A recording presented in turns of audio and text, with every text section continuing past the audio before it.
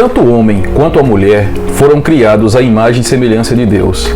Imagem e semelhança significa no sentido facultativo do ser, como um ser moral, racional, social, criativo e sentimental. Dessa forma, o ser humano é capaz de tomar decisões na vida, expressar vontades, avaliar situações, que demonstra também emoções, que pensa de forma lógica, possuir responsabilidades e criar coisas incríveis com grande racionalidade. Quando o Senhor Deus cria o homem e a mulher, que na língua hebraica homem é Ish e a mulher é Ishá, Ishá porque deriva do nome Ish, que significa homem, ao criá-los, conforme está escrito no livro de Gênesis, a Bíblia diz que Deus formou, e a palavra formou em relação ao homem, na criação do homem, é a palavra Yassá. Já para a mulher, a palavra que é usada é Paná. Mas qual a diferença? Observe um jarro. Quando Deus faz o homem, é como um jarro, ou seja, um jarro nas mãos do oleiro, onde simplesmente ele moldou esse jarro. Mas quando o Senhor Deus forma a Ishá, que é a mulher, Deus a faz com um acabamento mais perfeito, digamos assim, de maneira mais especial, esculpida com um acabamento mais refinado, digamos assim.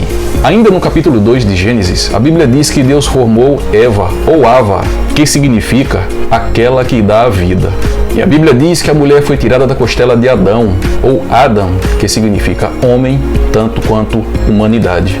Fato esse que ali ocorre, por assim dizer, a primeira cirurgia com anestesia. Mas o fato de Deus ter feito a mulher depois do homem, isso não a faz inferior a ele. É que eu já ouvi a afirmação de que o homem é superior à mulher, porque ele foi feito primeiro do que ela.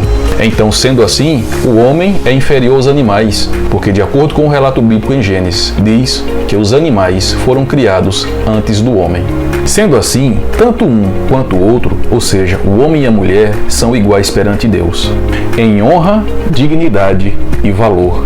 Quando a Bíblia diz que a mulher deve ser submissa ao homem e que esse é o cabeça e liderança da mesma, devemos tomar cuidado, porque, embora o homem, Deus o colocou como cabeça do lar, isso não significa que ele seja superior à sua esposa, mas porque ele é o principal responsável pelo sustento, proteção e liderança espiritual da casa.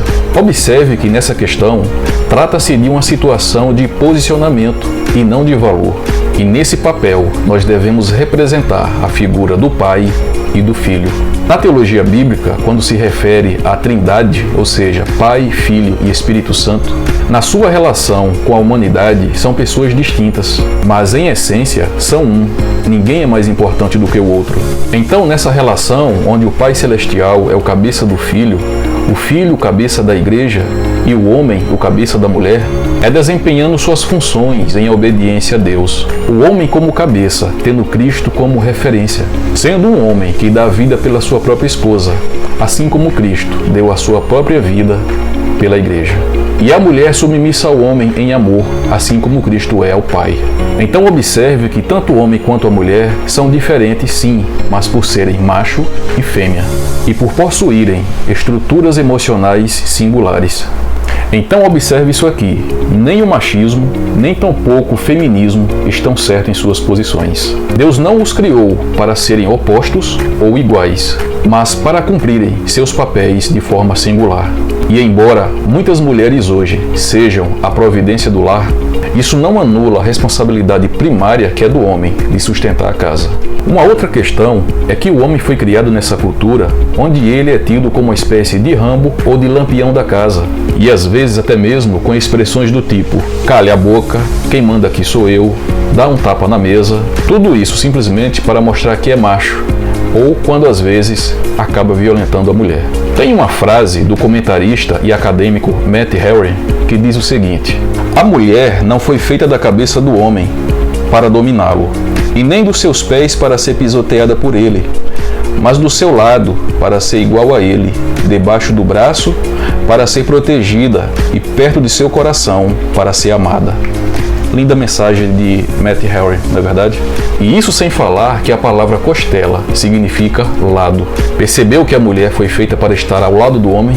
É tanto que quando Adão acorda do sono pós-cirúrgico, ao vê-la, ele cita uma espécie de poema que diz o seguinte: "E disse o homem, esta afinal é osso dos meus ossos e carne da minha carne. chamar-se-á varoa, porquanto do varão foi tomada. Portanto, o homem é o cabeça, a liderança e o chefe da casa. Mas tomemos cuidado para não fazermos disso uma ditadura, mas uma grande responsabilidade de amor para com sua família. Afinal de contas, dentro do seu papel, a mulher é a rainha do lar.